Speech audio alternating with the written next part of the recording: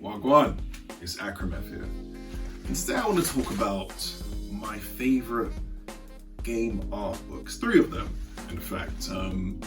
They're in my collection, and I feel like, you know, the days when you would buy like a PlayStation 2 game or something like that. I remember the days where I'll get a new game, or my dad or mum would buy me a new game, and I'll look through the manual and the art book that might have come with it, and you might see little concepts, but sadly manuals aren't a thing anymore in gaming. And I feel like, you know, whether it comes to game art or the cover art of the game or just the concepts, that's important to me. I'm going to start off with one which is the Spiderverse. It's the art book, it's the art book for the Spiderverse. So in this art book they have so much different styles. If I'm trying to describe the style of Spiderverse, it's very sketchy, you know, so everything in itself, like some of the proportions like of Spider-Man, they're very it's very caricature-esque. So every limb is exaggerated, everyone looks very slim, you know, hips are very thin, torso's very heavy on, kind of like Mr. Incredible, those like kind of proportions. But that's not a bad thing. Even down to the way, like, I was looking through the art book and there was a picture in there that reminded me of my dad and my godfather. So you can see that they're, you know, all of the artists or all of the artwork that was done, you know, they delved into, you know, that kind of background of, you know, someone who of the same ethnicity. So, you know, black characters, you know, all the trims, all the skin fades were on point. You got like them in the Tims and stuff like that, the long shirts, all the concepts just remind me of, you know, when my dad shows me pictures of himself, or my mum shows me pictures of themselves from when they were younger and stuff like that. Just that style, it's very authentic, so to speak. And yeah, even down to the way that, as I said, it's very conceptual. The drawings itself, very rough, very sketchy.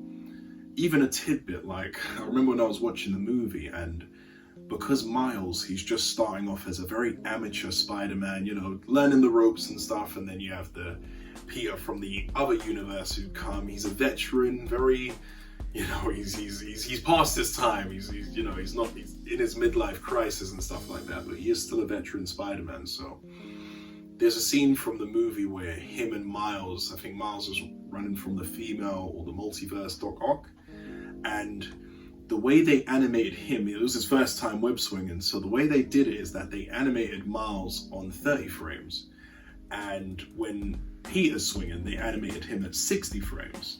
And it's only until when they join together, that's when it kind of smooths out into 60 frames per second. It's a little tidbit, but it hits back home to the point I was making of just the art concepts are so important for what the overall movie is going to be. And yeah, as you can see on screen, just some amazing artwork. And then we have Arcade. So I found this in a Forbidden Planet store that just has a bunch of books, but I saw it at the corner, I was like, what is this? And I love retro arcade games. I didn't get to play arcade machines in my time, it was just before then, but my dad, he used to collect a lot of like the Midway arcade classics, you know, Sega classics, you know, those kind of games, you know, retro arcade 1, 2, 3, he used to have all of them. He loves pinball and stuff like that.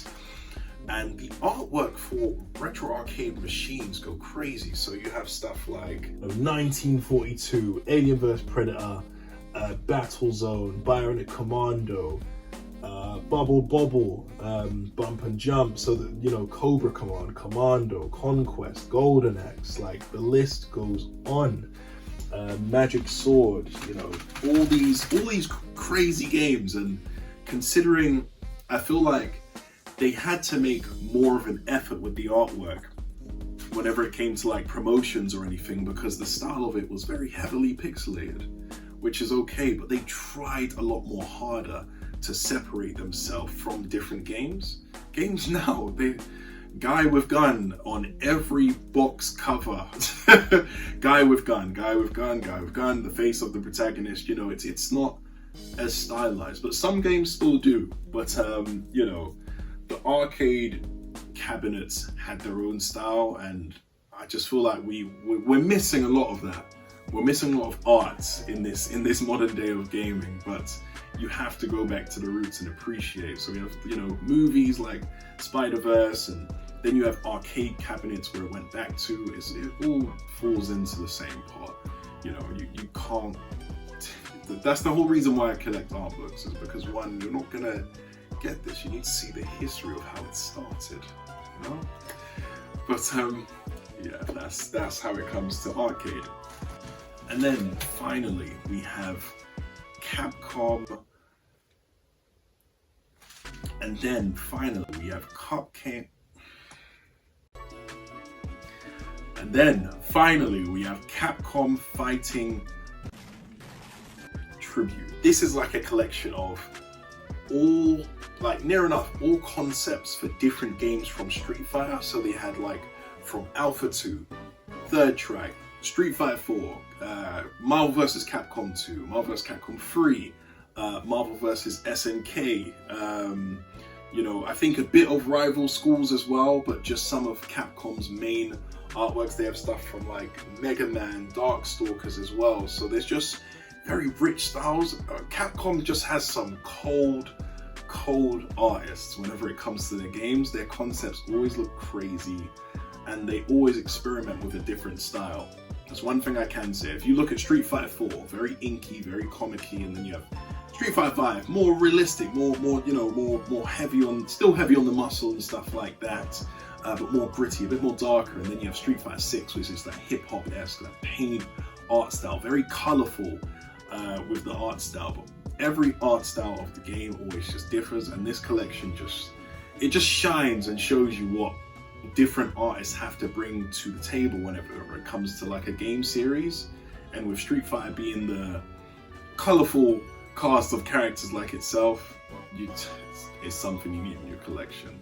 But yeah, those are just a few examples of, you know, a few art books in my collection, but there's so many more I want to get. Like, you just cannot go wrong with going back and looking at what made up your favorite game. Have you actually seen your game's art book? Have you been through it? Have you looked at the concepts?